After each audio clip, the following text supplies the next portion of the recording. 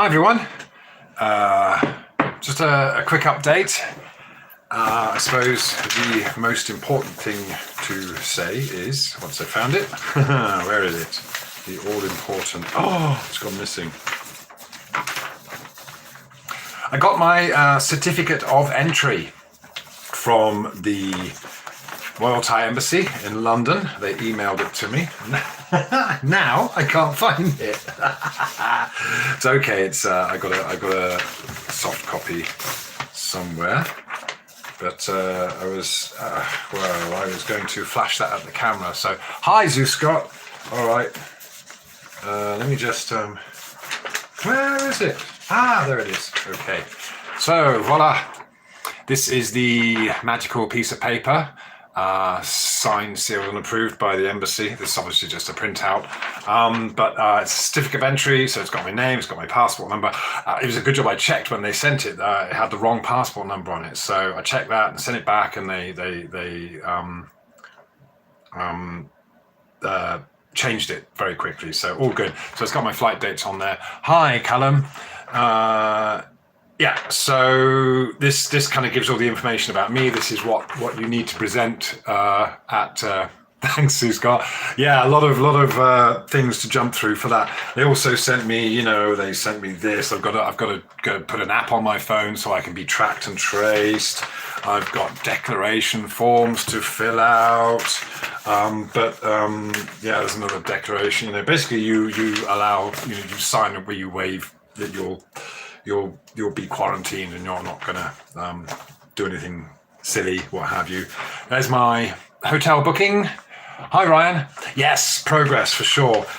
There's my insurance. This is very important. What the embassy required in order to get the certificate to issue the certificate of entry was just basically these specific words, stating categorically that the insurance covers COVID up to 100,000. Yeah, never-ending paperwork. That's right. Lots of red tape. Yeah. So they wanted to know, make sure that you've got insurance coverage of up to $100,000, and it covers COVID. So basically, that's why I got this particular one, which I was able to get for 3 months, which was about 315 euros or something like that. But all of that was, required before I could get the certificate of entry. So all these upfront costs. Hi, Jacques. Thank you. And yeah, lots of intrepidation, because even though the embassy had said, okay, you can get an Emirates flight, it was still not clear whether I could just book any Emirates flight and what. I could never really get any proper confirmation from the embassy. But as far as I understand, the flight that I booked is flying. It goes to Bangkok. Usually I would just go to Phuket, which is my home. Phuket's about 800 to 1,000 kilometers away from Bangkok. So that's another flight. I mean, even just because I get out of the quarantine hotel after 2 weeks in Thailand, I've still got to then trek down to Phuket. Obviously, you can fly down on domestic airlines, but again, it's another expense. And if you drive down, it would take a couple of days. To fly down takes about an hour and a half. So, and it's actually it's relatively cheap. But yeah, again, I've got to say thank you, of course, to all the help, financial help, and also lots of other kind of advice and support from all sorts of other people in a similar situation. But you know what? It's like, although this is great, this is wonderful. There's this feeling of dread, that I can't shake off. Stash's prisoner blues. I don't know, because obviously throughout this process I've been in this room pretty much. This has been my where I've stayed since coming back to the UK in February. It's in my mum's flat and she's still here, and but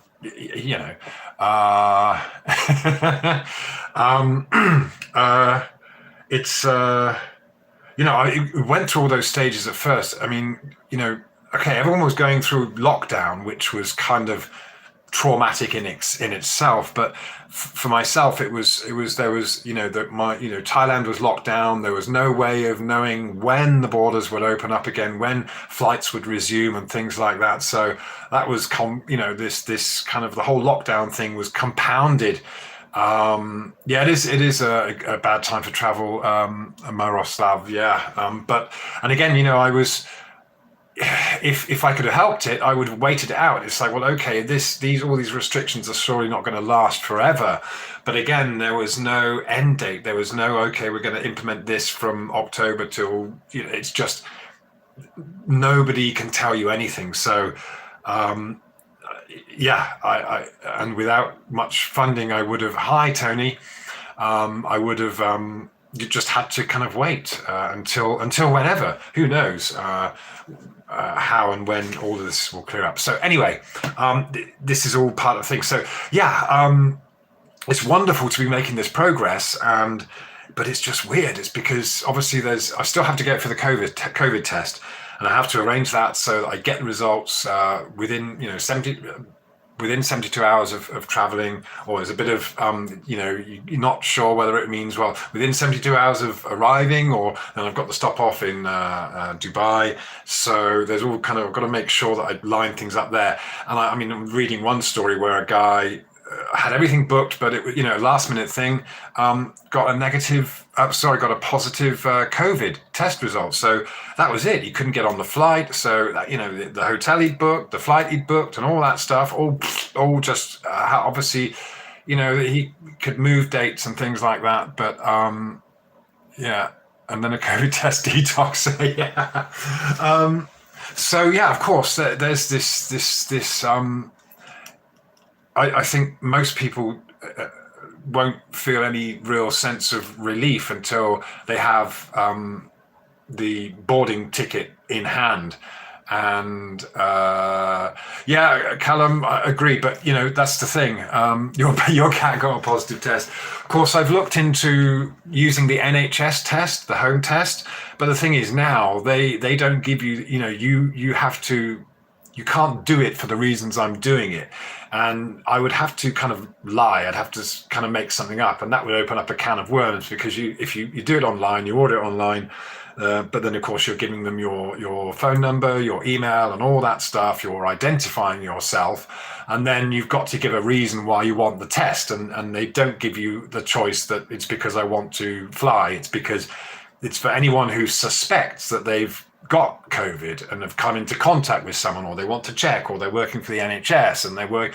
So, if you go ahead and kind of say that you're doing it for those reasons, then who knows what could result from that by saying, oh yeah, I wanted to, and then of course, it's basically, the route is to get a private test done, which is in the region of a couple of £100 if you want the quick results. So yes, one strategy would be to get a couple of different tests lined up, but of course that's a couple of £100 each time,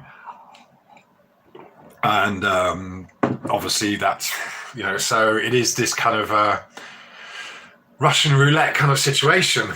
That's so hence the kind of emotional turmoil. Obviously, just trying to stay healthy and just eat well, and just a vegetarian diet and all that stuff. Lots of fresh fruit and vegetables, and just playing it safe just in case. If you're fair, that's right, Callum. But again, this story I was on one of the Facebook groups. This American guy. I mean, he had no symptoms. He had no Hi, John. Bernards. Yeah, thank you. Yeah, just kind of, I'm well and good, thank you.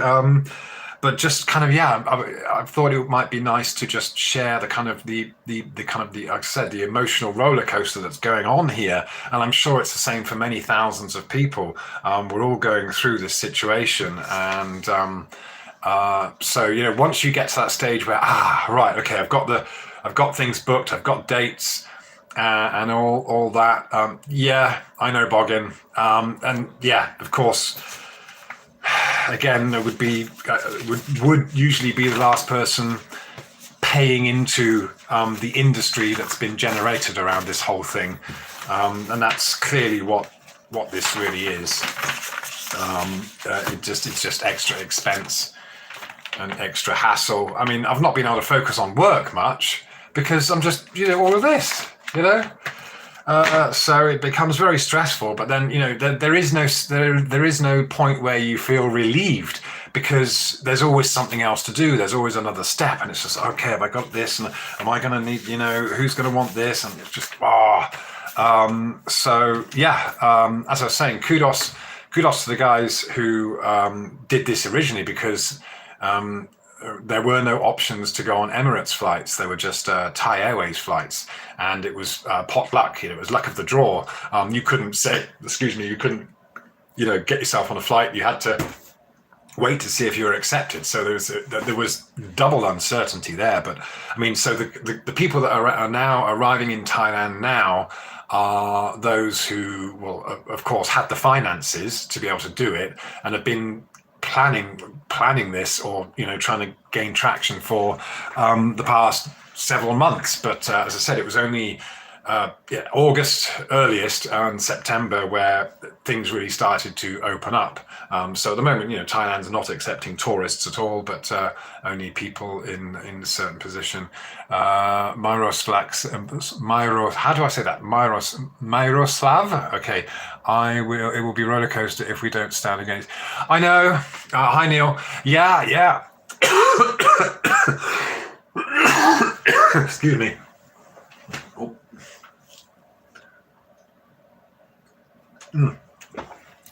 Where do you draw the line? This is it. Where do you draw the line?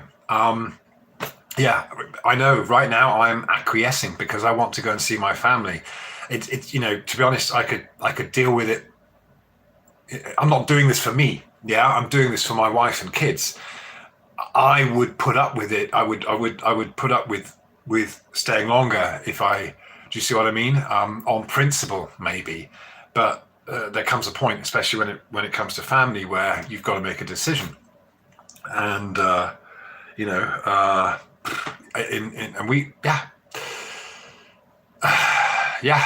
right. So it's of course I miss them, but what is the most strain, I suppose, on the heart is when you're it's trying to see it from their perspective. Dad's gone and they don't know what's really going on, and I know a few months to a child might not but it might not seem as long as it does for an adult. It's difficult to know, and kids are very adaptive, but really just to to be, for them not to have their father around for getting on for it will be almost be getting on for a year by the time I get to see them. It's not it's just and it's not like I was away earning loads of money and things like that, or working on an oil rig for 6 months and then coming back loaded. So it's just but it is on my friend Super One, she's due to fly. I think she got stuck. She's Thai, but has just as much difficulty getting back as I do. But she's got a flight on Friday, I think. So she has her COVID test tomorrow, so she get the results on Thursday. And so, yeah, she's, even though she is, she's kind of one of my gurus. She's a meditation teacher, and her work is brilliant, and she's a published author. But of course, she is still also going through this emotional thing. It's not something that doesn't happen to you just because you're enlightened or you meditate or whatever, or these things are. Oh, thanks. Yeah, well, hopefully I'll get back to ranting when I'm. I got no transport here. I haven't even got a push bike. Yeah, I've just got my feet. So yeah, hopefully you get back to Phuket and we'll do some more ranting.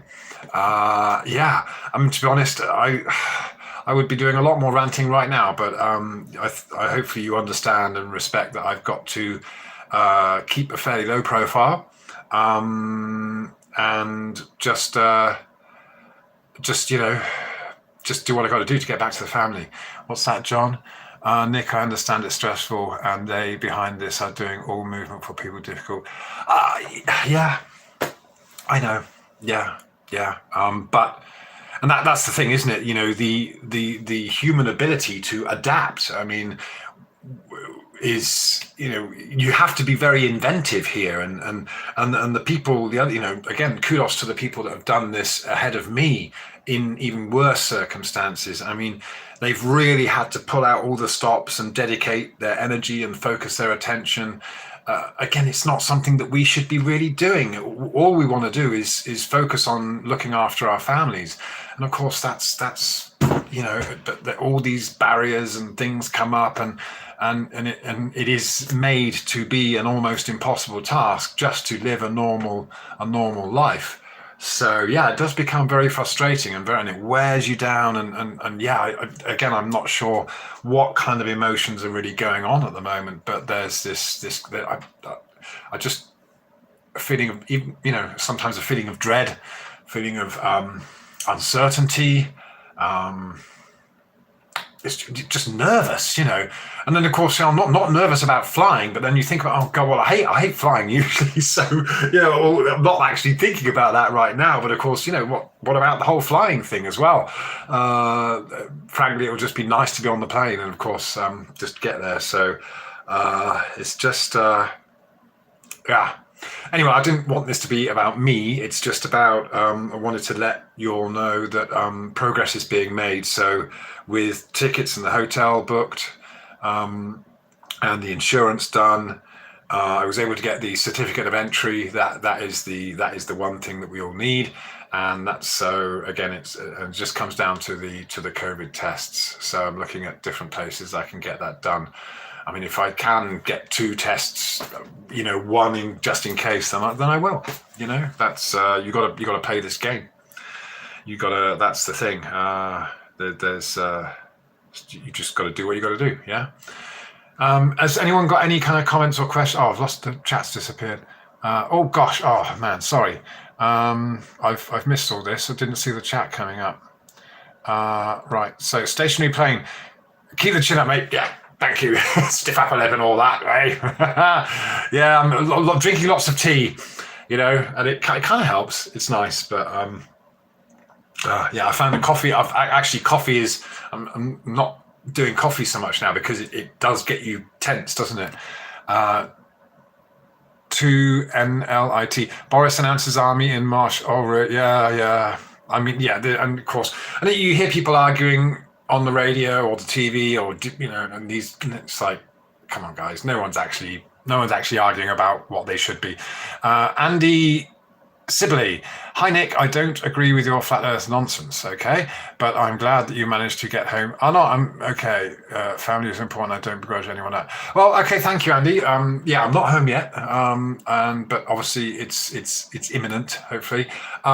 Nonsense. Well, let me just say that look at all of us trying to make sense of what this place is, what this life is. And I'm sure over the past few months, if any of you have been isolated and alone, you've had time to reflect and think about that.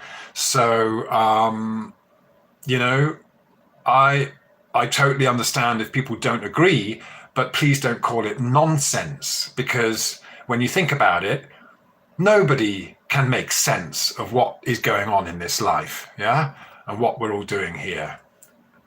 So let's leave it at that. Yeah, appreciate your you know, otherwise positive comment, but I feel like I must correct you on your use of the word nonsense. And as a linguist and someone who uses language for their profession, words are very important to me. Yeah, and they do have meaning. So you know, that's something to consider, hopefully. Jacques, Australia is currently mentioning conspiracy theorists by name in table. Really? Low profile. Okay, interesting. Okay. Stationary plane, Andy, it's not something you just agree on. You actually have to. Yeah, okay, there you go. Nicely said, mate. Thank you. Marilyn Wisby, what happened? Okay, if you just a quick fill in. My wife and kids are in Thailand. That's been my home for 25 years.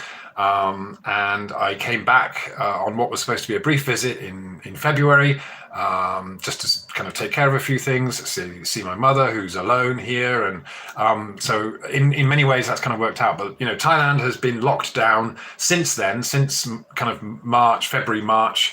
And it's only now that as I have family in Thailand, I've got the ability to, or I'm allowed to go back to the country.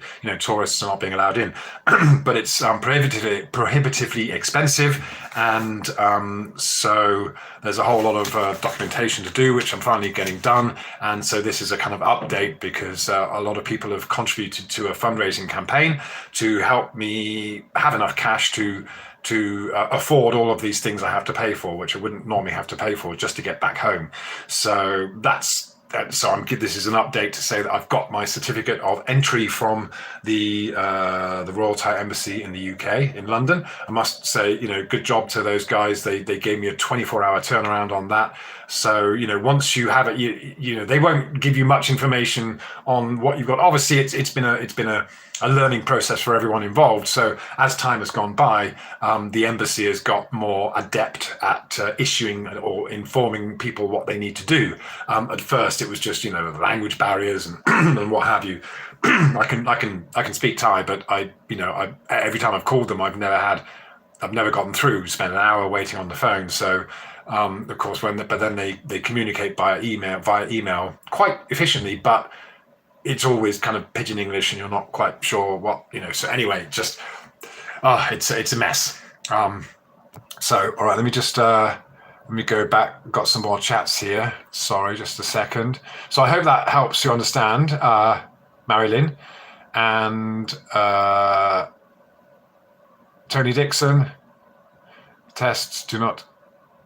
Yeah. Right, yeah, this is it. So I'm, again, you're right. I think to do the test is this. I was telling the story about the guy who got a positive result just before. The guy's got like a little baby, and I felt so sorry for the guy, because everything was just screwed up right there because of just one positive test result. And he was actually from the US. I think he got tested in the US. I've not heard of any positive tests here in the UK. So that was, I don't know, but it's a what were you saying? It's I think there are. I'm gonna kind of look after my hygiene and health in the meantime for sure. Yeah. Get back home and burn it all. But then, this is it. What's going to happen in 3 months? I know that I'll get 3 months, I'll get 90 days. That's all they'll give me. And then nobody knows. No one can give you any information about what would happen then. Usually I would be able to extend my visa, but am I going to have to get another pile of paperwork like this? We'll see. Yeah, coin flip, Jacques, yeah. Yeah. If you have it, you go in quarantine. Well, the thing is, Marilyn, I have to go into quarantine in a hotel and be self-isolated, regardless whether you've got it or not. You can't even fly unless you test negative first. And even so even though you get there and you've already tested negative, you are treated like a highly contagious, specimen. And they give you the COVID test and you're just basically, I won't be allowed out. I'll just, the North remembers. Hi. The only people that don't know the Earth are flat are the ones that are willfully ignorant and refuse to look at it. Flat Earth is, why is it still? Yeah, good point. Yeah, that's it. You do hear the strongest arguments from the people that refuse to. And unfortunately, they are under the impression that they are smarter than those who question it. And Dunning-Kruger. Yeah. I think you're right there. How would I say that? 2NLIT? Tonlit? I don't know. Anyway, okay. Level Earth. Hello. Yeah, thanks, man. Hopefully, this is it. It's kind of just saying it's a roller coaster because yes, there is hope now where there wasn't. It was very dark. When there was no hope, because when you have, even if you're in prison or something, you've got a date where you can look forward to getting out, and maybe on good behavior it might become earlier, so at least you've got that kind of hope when you're in prison. But this was kind of worse because there was no hope of there was no way I would know when I could ever go and see my family again. So that was torturous. Yeah, I wouldn't wish it on anyone. And of course, that feeling hasn't gone away just because I've got some pieces of paper that say I'm allowed to travel. From experience, there are a myriad of things that can go wrong between now and then, and it might come down, as I said, the certificate of entry that they issued originally had the wrong passport number on it, and of course I was so excited to get it printed out, and I was just about to reply to the embassy, yeah, great, thank you very much. Oh gosh, wrong passport number. Now you just imagine what would happen if you got to the airport and they're looking at that and hang on, wrong. Then you're, to find those kinds of things out at the last minute is horrible. So yeah, I'm lying. Yeah. Yes, just a minute, I'll be done. 5 minutes. Yeah, okay. Hi Israel. Hi Douglas. Yeah. So yeah, I just wanted to share that. Just to let everyone know, obviously you've had so much help from so many generous people, and what's really nice that's come of this is that with let's call them the generous globers. Not all globers are trolls. They are real people with real families themselves. So I've connected with globers, for one. I mean, they call themselves globers, because I'm supposedly a flat earther, but that's another story, I suppose. But it's very nice to connect with people, real people, on that level as a human being, without kind of the negativity or the distraction of what one or the other might believe. And of course, we only know each other or have interacted with each other because of the content that we do, and of course there is then this perceived division. I must admit that maybe sometimes what particularly maybe Australians might consider banter, which is maybe a kind of normal thing, is something that I've maybe for me it's like I don't do that. I don't do banter. I mean, the Brits are very sarcastic as well. You can imagine if you're working with a certain type of people, you're going to have to be kind of quite robust. You're going to have to deal with a lot of banter, sarcasm and but obviously it's very difficult when you're communicating through messages or online or whatever like that to actually kind of really to know what someone's real intentions were. And I'm sure we're all guilty of saying things that we might say it in the heat of the moment. We get caught up in an argument, but then we don't necessarily, you don't know how that other person is taking what you've said. So of course this has also been a time for reflection on that as well. I've never wanted to argue. This has always been about sharing. I'm sure this is what it is for most of us. Yeah, we always want it. It's like there's we are making these discoveries or making this kind of progress, learning things, and you want to share. And it's never been about getting into a fight or anything like that. But of course, sometimes people bring the fight to you, or it just develops because you're coming at it from different points of view, and there's again, it's not easy to always understand each other because of the content. My aim has never been to argue or get into any kind of battle for points or whatever. But at the same time, it is valuable to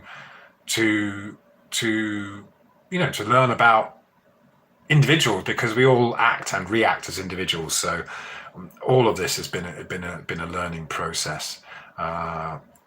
So probably missing loads of chats. Okay, thank you, Israel. Oh yeah, yeah. I mean, good old mum. Yeah, it's funny. You know, it's. I mean, she's alone. My dad passed away seven years ago. I was in Thailand. I couldn't. You know, that was I missed all that. I wasn't there for my dad's death. So yeah, it was. You know, all these things. I mean, and again, this isn't to kind of tell a sob story because everyone's got a story. I mean, everyone you meet has got some kind of horrific things and stories. You know, we've all got that. We've all got this baggage. We've all got this. We're all on this emotional roller coaster ride, and we're all kind of. I should imagine we're all kind of asking ourselves, what's this all about? What is this suffering? And you know, we spend so much time trying to deal with that. Again, that's one thing that, you know, this whatever path we're on, whatever journey we're taking, we are going to experience suffering, and that roller coaster. Yeah, but I suppose the difference is whether you kind of you know you do you get scared as you're on the roller coaster, or do you just kind of watch it as it all happens, and you know, become the observer. Easier said than done. Oh, hi, Steve. Hi, Nick. Yeah, okay, yeah, thanks, man. It is kind of going well. So, Scott, I only open my mouth to change pizza. Oh, yeah, thanks, Ryan. Yeah, okay, great. Yeah. You know, I don't. This maybe. I'm getting hoarse now, but yeah, just this. I hope this just helps anyone who's going through the same thing. Yeah. And I welcome any questions, and you know, it's we're all in this together. Yeah. And we're all in this life together, trying to work out what it's all about. And yeah, if we're arguing about beliefs and concepts, then that's kind of like, well, you know, that's can we not just move on from that? And yeah, there's I think, you know, life's a string of magical moments. And these things happen, and there's the in between times, and then, you know, you meet someone or you have an interaction with someone, and that's a magical moment. You know, there's a kind of a pathway has led you to that point in time and space where you have an interaction, and, you know, both involved learn from it, and maybe others that are around and watching or observing, they also learn from it. And I think that's kind of what it is. You know, it is the journey. You're having that awareness as we progress. So yeah, yeah, it is a roller coaster, but does that mean that we should demand that we want to get off, or just enjoy the ride? Yeah, who knows? All right, let's leave it at that. And thank you all for coming along. And I'll give you an update soon. But for the moment, everything is on track to get a flight on October the 15th. All right. Thank you very much.